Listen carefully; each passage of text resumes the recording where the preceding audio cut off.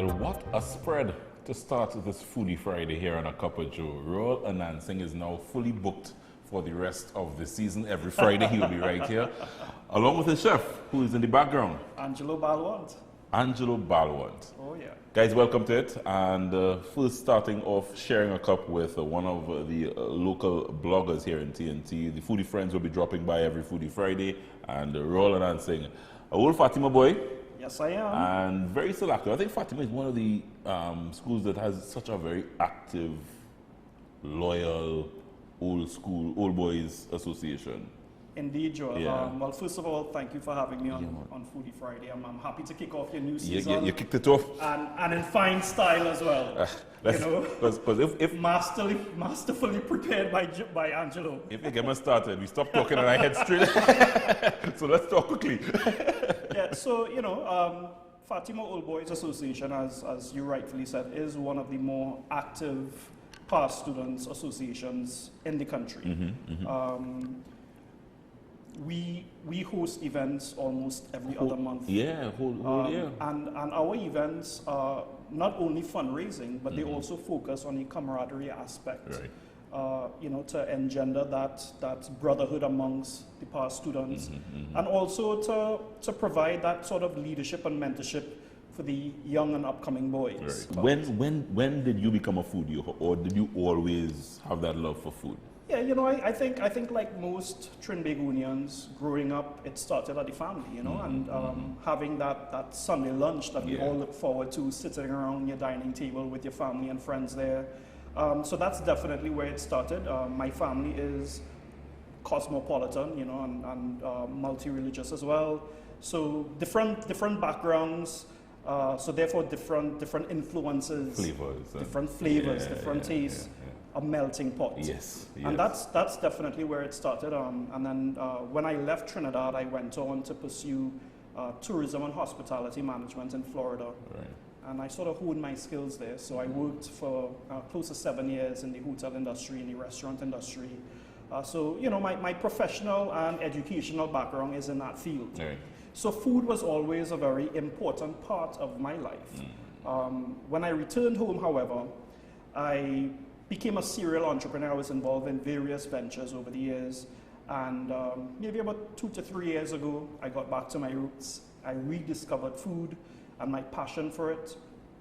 And of course, the best way to learn about one's culture and one's heritage is through food. It's through food. So as you travel and as you meet different people, you connect on that level by breaking bread. Yeah. So this is where travelmeeteat.com comes in, You're brilliant. Yeah. The Fatima boys are easy, So that's how Travel Meet Eat was born. Yes. Because as I said, you love for travel, and as I said, you meet people, and tell me about the concept, because dig into it. Travelmeeteat.com, it's a website. Yeah, so travelmeeteat.com, right now it's in its beta phase, but it's live on the web. It's also live on the App Store and on Google Play. Right. So the website is there, the app is there. We are beta testing the concept. It's a social network for food tourists, for culinary tourists, or as I fondly call them, travel foodies. Right. So it's a platform through which food tourists can meet other food tourists, they can meet locals, and it uses a very unique matching feature. So when someone signs up, they go through a process whereby they develop their personality and travel and food profile. So you're matched based on your personality and culinary preferences. What trouble is this? All that happening on the... So Joel, if you enjoy homemade Baileys and we're enjoying rompe colchon or lobster po' boy, when you sign up on the platform, let's say you're visiting New York and you want to meet up with someone who enjoys a nice cold beer and a nice steak, and around your age with similar interests, etc., you get on the platform and you can connect with that person. The matching feature tells you how compatible you are. So it serves as an icebreaker. So this is a matchmaking platform through food? In a sense, but it's more than that. It's I wouldn't say it's romantic. Right. It's platonic because the platform is designed for both leisure travelers and business travelers. Right, right. So if you're heading to Jamaica and you have to overnight in Kingston for one night and you don't want to have dinner alone at the hotel, you can get on the platform, connect with a local who can take you to go and enjoy some authentic jerk. Right.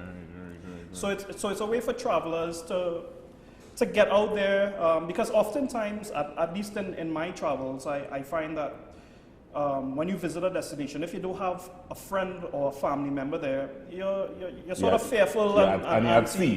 You don't to get out there, exactly. Yeah. And I mean, I use other digital media like TripAdvisor, Expedia, etc., Lonely Planet to get recommendations. Yeah. But even when you have those recommendations in hand, you're still left alone. Yeah. Especially where the culinary scene is concerned. Exactly. Yeah, now imagine if you're heading to a country where English isn't the first language. Right. Fortunately, I speak a little bit of Spanish and French, Right. so I can handle the stories when I get out there. Right. But the average person, they tend to be a little afraid. Yeah, you go there, you venture out on your own. You're staying in a hotel whole time. Exactly. So this is a fun way to connect with locals, and it takes you on that off-beaten pathway. That you're able to discover the authentic experiences that a destination has to offer.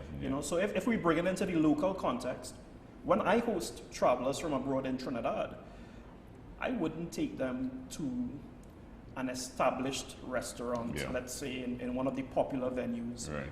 I will take them in the middle of Central or down south or somewhere in the east, behind God back and around a corner to discover this little dive, this little hole in the wall that has the best food, great service, and authentic flavors.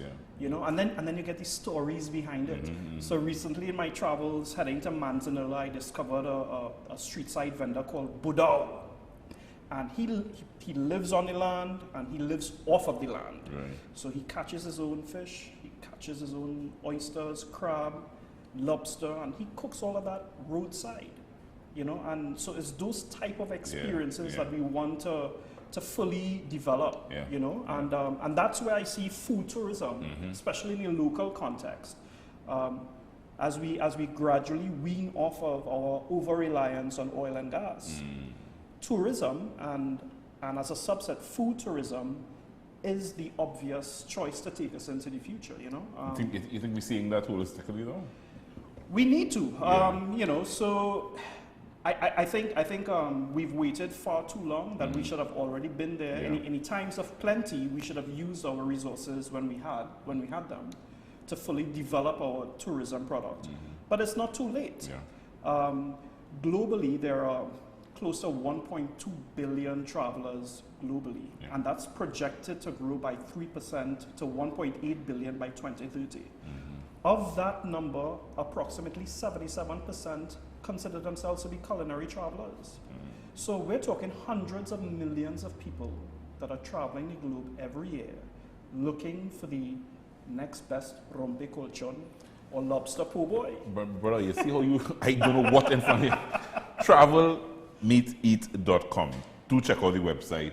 I saw it and I did not recognize the depth in which, the brain behind it, Rawle Annandsingh had in mind.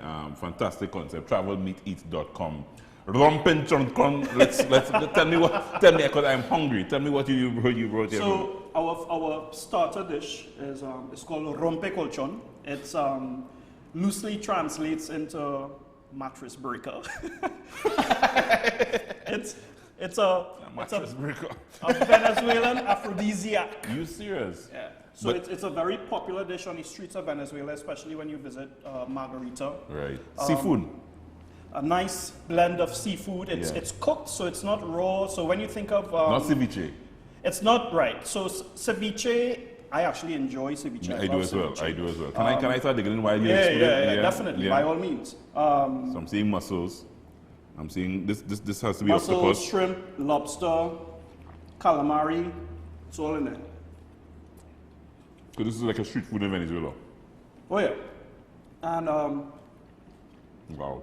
It's served with platanos. And it's a delicious dish on the beach. A lot of great Wow. flavors, right? You, Wow. you get the citrus, Yeah, citrus. You get a the little cilantro, kick. Yeah. a nice tomato base, and everything is cooked prior and then chilled before the flavors are added in. Wow, fantastic. So this is a outside of mattress breaker. What is there an English name for the dish? You're going with mattress breaker. Mattress breaker, rompe colchón. Let's sample because Rawle brought a host of things, and you haven't talked to me about the chef because there's a chef behind the scenes that Yeah. is responsible for the plating So, of these dishes. This is Our next dish is lobster po' boy. right, It's Louisiana themed type sandwich. right, And the genius behind all of this is Angelo Balwant. He's also a Fatima old boy, right. and he's one of my preferred caterers at all of Fatima's events. And he regularly sells at places like you go to Upmarket, at the Country Club, etc. So he's out there. He's very innovative, and he uses ingredients that I love, seafood. And that Latin flavor, especially with the rompe colchón, is one of my favorites. Wow, a burst of flavor. How is it? Burst of flavor. As I said, very, very the Latin flavors. As I said, you're not sure if it's Mexican. There's a lot of cilantro. You're getting a lot of Latin flavors coming out, and a little heat. There's a lot of spice behind it as well. Well, with the lobster po' boy, there's a sriracha mayo Right. based chimichurri sauce. So you get that Asian Yeah. and South American flavors Right. in a New Orleans themed That kind of thing. sandwich. Yeah. No, I love seafood, but I happen to be in love with meat. So this is That's a beef skewer dog. right a beef skewer dog. Angelo uses top sirloin beef. It's grilled to perfection and then added to a baguette.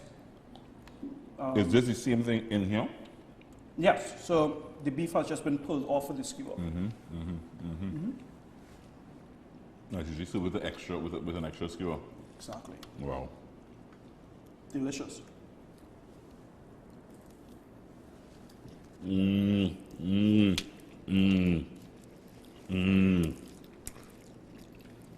And Joel, this is the type of creative genius that we like to see in the up-and-coming chefs. That I love everything that Trinidad has to offer, but as a local, we need that variety. We need to keep things fresh.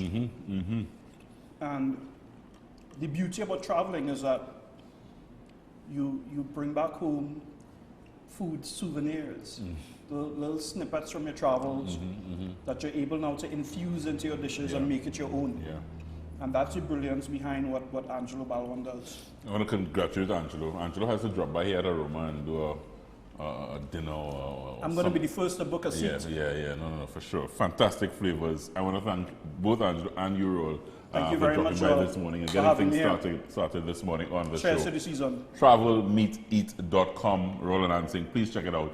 He's all over social media, and it is Travel Meet Eat TravelMeetEat.com. on Instagram, Facebook. Yes. Yeah. Check it out, guys. Our first foodie friend this morning here on the show, getting things started. We're ready. We are here and back on a weekend to just brighten things up for you, sweet tea and tea. Fun food right here on A Cup of Joe.